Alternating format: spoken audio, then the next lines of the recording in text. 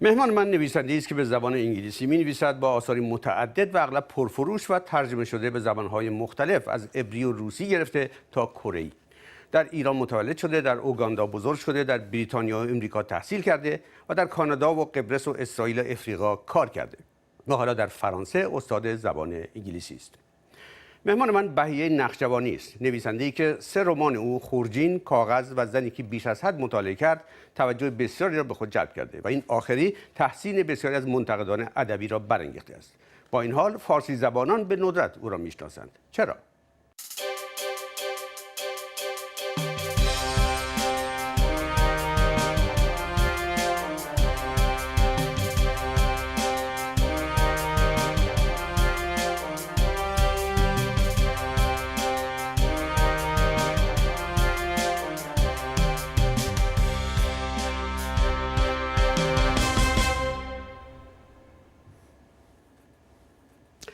بهیه نخجوانی، به برنامه به بار دیگر خوش آمدید. قربون شما، خیلی ممنون. خانم نخجوانی، من میدونم ممکنه جواب دادن به سوال‌ها به فارسی براتون خود مشکل باشه، درنچه هر وقت که احساس کردید که می‌خواید به انگلیسی صحبت بکنید هیچ مشکلی نیست.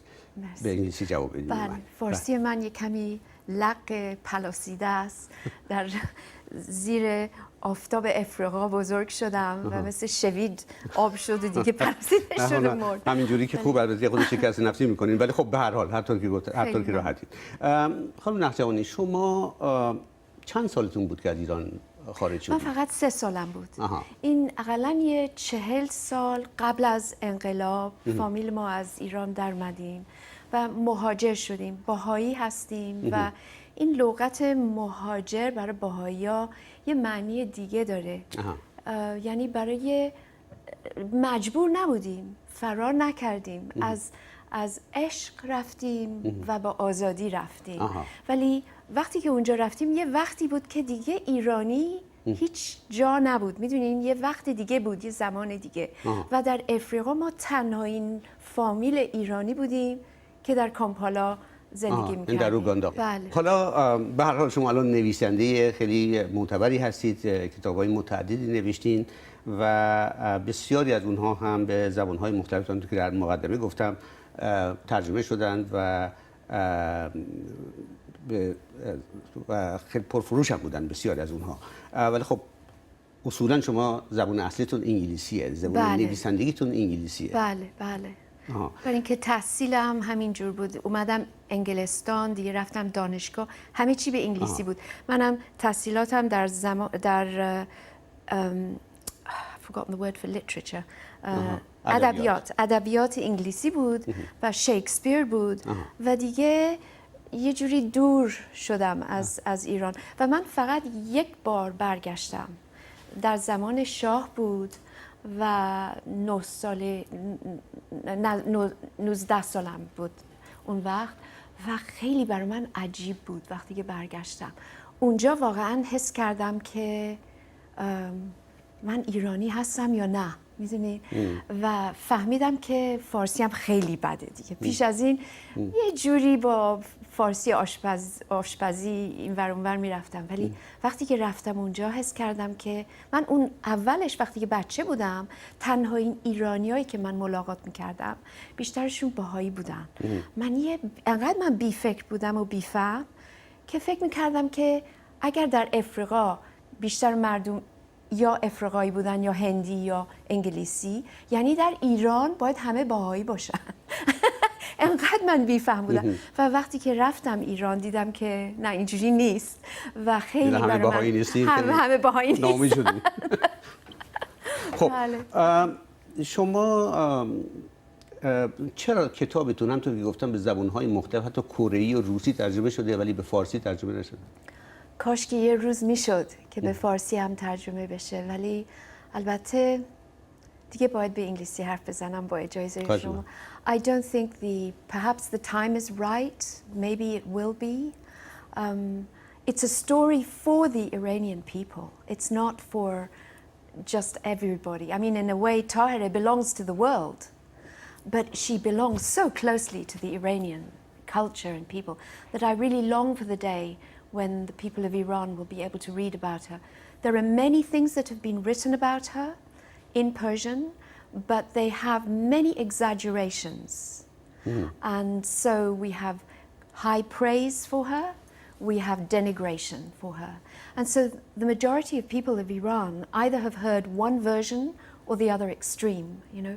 They either think she's a terrible woman and a prostitute and a heretic, or they have turned her into a saint, especially if they come from a Baha'i background.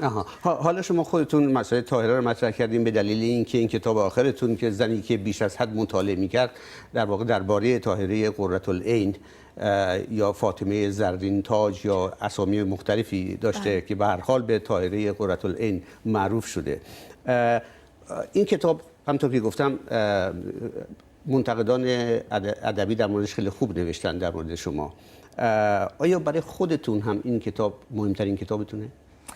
Oh, I was a young child growing up, and for me Tahirih was the heroine. Other people had film stars and pop stars, but for me she was so brave and so brilliant and eloquent, and I always wished that I could have met her. And very interestingly, really, in the course of my life, I have met some remarkable Iranian ladies, and I have seen fragments of Tahirih all through my life, because I think Iranian women are brilliant. I think they are shining stars. We have such heroines in Iran, even today. ما درباره زنان ایران دوباره برمیگردیم حالا چون سوالی دارم در این مورد از شماها، ولی برگردیم به خود طاهره. یعنی این شخصیت طبیعتاً شخصیت منحصر به فردی بود در زمان خودش، ولی طاهره یک فرد مذهبی بود، حتی عالم مذهبی بود، درس مذهبی خونده بود، خانواده ملا و آیت الله بودند، عموش امام جمعه قزوین بود. ولی با این حال به نظر میرسه که بایستی یک زنی میشد مثل هر زن مذهبی دیگه. شما فکر میکنین که این سوالی که در واقع برای همه پیش میاد که این تحول فکری طاهره از کجا منشأ گرفت؟ یعنی چه چیز در زندگی طاهره او رو متحول کرد و آگاه شد به خصوص به مسائل زنان؟ She was, as you say, a great scholar herself, educated as a theologian, raised in a family of theologians. But that also encouraged her to read. And she read so much. She was introduced to the works of Sheikh Ahmad Asai through one of her uncles. And she began to think deeply about the distinction between the Sharia law, the Hadith, and what is in the Quran. She became very cognizant of the difference between these various works, that much of it was accrued through human intervention, through men who were interpreting the sacred word. And I think part of the reason she was in such opposition to her uncle, the eldest uncle, was because it was a family affair too. He was an extremely powerful man in Qazvin, and she was an extremely educated and articulate young woman. He wanted to dominate her, and she wanted to have her voice. So a lot of the tension and energy that came for her thought, I think, was also rooted in her family. It was the tensions within the family. But she was deeply influenced by the writings of Sheikh Ahmad Asai, and then she began to read Sheikh Ahmad Asai که به اصطلاح رهبر شیخیه بود، یعنی شیخیه بود. Yes, he was the start of the Sheikhi movement. And then she became the student of Sayyid Kazim Rashti and went to Karbala and studied there. And that was where she first began to read the works of Ali Muhammad, the Bab. And it was through the works of the Bab that she accepted this idea that really we've entered a new phase, that we cannot continue having old laws in a new age. And that's really what made her so opposed to the traditions of her own family and the culture that she came from. در مورد زندگی طاهره خب همونطور که شما خودتونم گفتین به اصطلاح هم افسانه ساخته شده و هم واقعیت‌هایی وجود داره. مثلا یکی از اونها مسئله اینه که با ناصرالدین شاه ملاقات میکنه و حتی ناصرالدین شاه از او خواستگاری میکنه و در جوابش طاهره شعری میگه که میگه تو و ملک و جاه سکندری، من و رسم و راه قلندری، اگر آن خوش است تو در خوری وگر این بد است مرا سزا. چقدر این واقعیت داره بر اساس تحقیقاتی که شما کردید؟ Such a good question. Really, we have traces of what Tahirih said, as well as some of the documents that she wrote, and much of it is authentic as a result of the tradition of passing it down. So we've heard that she has said this. We've heard that, for example, when she was going to be killed, she turned around and said, "You can kill me as soon as you like, but you cannot stop the emancipation of women." Did she really say that? Were those the exact words she said? I have a wonderful uncle who has left a legacy in Persian scholarship, Dr. Amin Banoni. And I asked him this question. He said, you know, if she didn't exactly say those words, she probably said something like that. And I took that as my credo.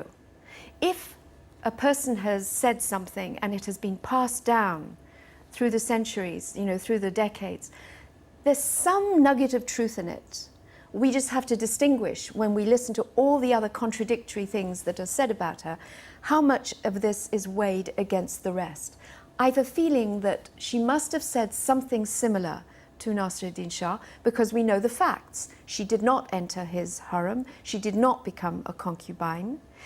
She was, however, protected for 3.5 years under the roof of the Kalantar of Tehran. So there must have been some edict that said, you don't have to touch that one. There was some protection granted to her, but at the same time she was quite clear about how far she would go. She did not join the harem. So there must be some element of truth in this. البته بعضی روایات هم هستش که طاهره بعد از اینکه از خانه کلانتر، محمود کلانتر که همونطوری گفتیم برای نزدیک 3 سال اونجا بود، در بالای پشت بودشون زندگی میکرد و بعد از اونجا و که بردنش به باغی که به هر حال اونجا کشتنش، بعضی از روایات صحبت از این میکنه که این ناصرالدین شاه خبر نداشت. بله. یعنی این که اون مایل نبود که کشته بشه، منتها در خفا این کاری کردن. به هر حال تا چند اندازه درسته یا نه. ولی خود طاهره بعد از اینکه با افکار علی محمد باب آشنا میشه و بچه‌هاشو به تحویل خانواده شوهرش میده و خودش سفر میکنه و میره به کربلا و بعدش میره به بغداد و بعد سفرهایی که داشته و این یک استقلال رأی یک زن در اون زمان داشته که خیلی عجیب به نظر میاد، به خصوص اینکه خانواده‌اش هم در اوایل خیلی موافق نبودن با این افکار، حتی با افکار شیخیه آشنا بشه تا چه برسه به باب. این استقلال رأی در اون زمان در طاهره از کجاست؟ از کجا به وجود اومده؟ خیلی عجیبه واقعا. وقتی که فکرشو میکنیم میبینیم چطور شد که انقدر شجاعت داشت، انقدر آزادی فکر داشت که این کارا رو بکنه. ولی مردم مثلا میگن که بچه هاشو ول کرد و رفت. وقتی که فکر میکنین میبینین که این بچه هاشو ول کرد معنیش چیه؟ 2 تا پسر داشت که 7 ساله بود، یکی 7 سال 9 سال بودن، اینجور سنا. این پسرها در اون زمان زیر بغل پدر بودن. یعنی the mother had no control over them. They were already out of the اندرونی. اون دخترش میگن که با خودش بردنش. حالا did she or not, I don't know.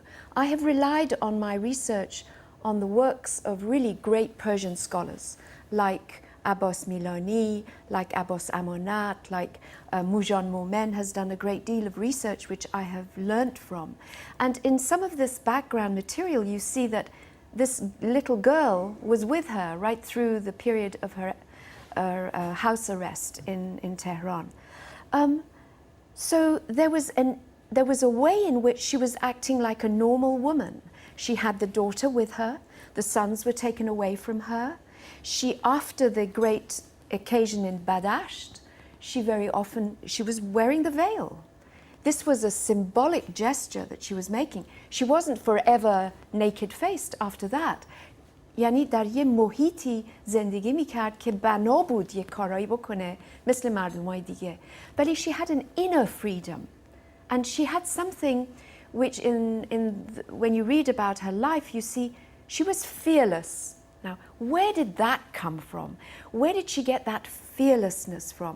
And I think that's at the heart of your question. I think really it was because she was so sure that this was a time of change, that these ideas were for the future. There was no question. In the circumstances, obviously, she was opposed to everything around her, but she knew it was not going to be like that forever. There was no way she could change that fact. شما اشاره کردین به بعدش، جایی که به هر حال اون روبندش رو برداشت و برای اولین بار در تاریخ به هر حال بعد از اسلام ایران این سابقه نداشته. نقش طاهره در بدشت، البته بدشت جایی بود که بعد از اینکه علی محمد باب رو گرفتند و زندانی کردند و عده‌ای از بابی ها در بدشت جمع شدند و در اونجا در واقع یه نوع اعتراضی هم بود به این برای رهایی باب. ولی در اونجا گفته میشه که طاهره در واقع نقش خیلی مؤثری داشته، به شکلی که اونجا سخنرانی میکنه با روی باز و صحبت‌های دیگه‌ای که میکنن. اونجا برای اولین بار طاهره میگه که از این به بعد شریعت اسلام ملغاست و از این به بعد شریعت ما شریعت بابی است. این تا چند اندازه درسته؟ I think this is the critical issue because the conference in Badasht was indeed the break between the community of the Babis at that time that were still partly Muslim in their attitudes and those that realized this is a new period. This must be a different attitude, a different group, a different name even. They identified themselves with the Bab as a new faith, as a new religion. I think there was a difference of aim in this conference. There were some people who had gathered there because they really, I would say deludedly, believed that they were going to somehow or other find a way to free the Bab. This was out of the question. But there were others there, including Qudus, Tahireh, and Baha'u'llah himself, who realized this was the moment for a break. And so Tahireh played a very important role.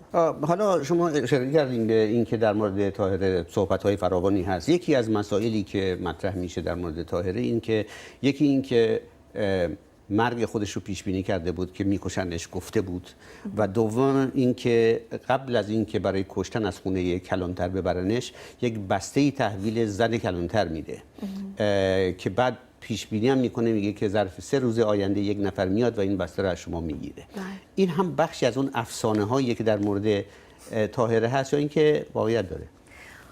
نه، من فکر میکنم واقعیت داره، برای اینکه وقتی که نگاه میکنین به اون زنی که اومد و بعدش هم نگاه میکنین به تاریخ میبینین کی بود، کی میتونست این کار بکنه و چرا میخواست این بقچه رو از خونه در بیاره. I based my whole book on this. I asked myself, why did the wife of the Kalantar deny knowing this woman? And why did Tahireh make sure that of all the other things that she had, like rings, like a few precious objects, she didn't care about that. She cared about this bokche. So what was so special to her? What was so special and what was so dangerous? Because if it had remained in the house of the Kalantar, this poor woman would have been in trouble. Because I believed that it contained books. I believed it contained the precious books, the writings of the Bab that she kept. It was more precious to her than jewelry. So she had to make sure it was protected, and she had to make sure the woman, the Kalantar's wife, was also protected. So for those two, if you like, psychological, political reasons, I believe that story. I believe it must have happened like that. And I used it as the inspiration, really, for writing my book. اوکی. حالا کتاب‌های دیگه شما هم به خصوص 2 تا رمان دیگه‌تون که من پیشتر اسم بردم ازشون، یکیش کاغذ هست و دیگری خورجین. نمیدونم حالا شما ترجمه چیزش به هر حال فکر می‌کنم ترجمه خورجینه، که خورجینه دیگه. اینا اولا همه این کتاب‌ها در یک مقطع زمانی خاصی از تاریخ اتفاق میفته که همش همون زمانه و همش هم همزمان با جنبش بابی و مسئله طاهره و غیر و اینا. و به نظر میرسه که شما قبل از اینکه به فکر خلق یک اثر ادبی باشید به فکر این یک تاریخ بابی و بهاییت رو منتشر بکنید. نه فقط برای بابیا و بهائیا، من فکر میکنم تقریبا این تیکه تاریخ برای ایران مهمه، برای اینکه همه چی عوض شد از وسطای قرن 19 ساله. I mean, how do you say it? 19th century. قرن 19th. It was a watershed for Iran. It was the meeting between Iran and the West. It was the great conflict between the Russians and the British, with Iran pressed in the middle. It was really the beginning of modernity for Iran. And I think the issues that we are resolving, we're in the process of resolving in Iran today, are directly linked to events and tensions and pressures and challenges that took place in the middle of the 19th century. So I was fascinated by how this crossroads of time coincided with the emergence of the Baha'i faith, but most importantly was the legacy of where we are today in Iran. And I think we have forgotten that we cannot go into the future unless we know our true history. I think we need to learn our history as Iranians. We need to know what happened then. We need to think about why we are living where we are today. این درسته، ولی صحبت از اینه که شما چرا فقط تمرکز کردین روی به اصطلاح اون مقطعی از تاریخ و اون مسائلی که مطرح می‌کنین که مربوط میشه به جنبش بابی. یعنی خب ایران خلق‌ها و فرهنگ‌های متفاوتی داره. شما میتونید در مورد دیگران هم بنویسین، ولی شما فقط مثل این که یک مأموریتی دارین که اینها رو بنویسین. That is the one part of Persian history which has been buried. That is precisely why I wanted to talk about it, because we have many great scholars in the world who have spoken about many other subjects, but there is a huge ignorance and denial about the Babi and Baha'i history in Iran. And I think that that story needed to be told. That is a story filled with contradictions. I didn't see myself as a historian. I saw myself as a storyteller, and therefore I took what I could and I brought into a story form a part of Persian history which I think Iranians today need to know, not only about their own history from a political point of view, but their religious history. The fact that there was such an extraordinary woman in Iran, from Qazvin, and that she did such a thing, that there were voices being expressed at that time about the need for breaking with the Sharia law, for seeing religion as a progressive and ongoing extraordinary phenomenon, not as something rigid and stuck in its rut. This happened in Iran. This is something from Persia itself, and it has influenced the world. We talk about human rights today. Where did it come from? We think it's a Western phenomenon. It came from Iran. I mean, really, when you think about it, there were things that took place there within that period of Babi and Baha'i history, which are everywhere in the world today. We're talking about issues of fundamentalism. We're talking about issues of freedom of thought, freedom of conscience. This is rooted to Babi and Baha'i history in Iran in the 19th century. I wanted the Iranians to know that we own شما that فکر می‌کنین history. که یه بی‌اعتنایی شده در مورد اون بخشی از تاریخ ایران که مربوط میشه به خصوص به جنبش بابی و بهایی. در نتیجه شما می‌خواید نه فقط what was the word? بی‌اعتنایی. بی‌اعتنایی. ترس بوده. آها. It's a point of fear because it's so related to shocking the system, changing the way we think. Whenever there's a huge revolutionary change in human affairs, we have those who are terrified and retract, and those who have the courage to say this is the way we go. بسیار خوب. پدر شما علی نخجوانی یکی از رهبران اولیه بهایی، یعنی برای 5 دوره من فکر می‌کنم عضو بیت العدل بیت العدل که مرکز رهبری بهایی هست بوده. و تا چند اندازه شما تحت تأثیر پدرتون بودید توی به اصطلاح اون آثاری که خلق کردین و But surely مطالبی که you نوشتید. must understand that I've been fighting my father all my life.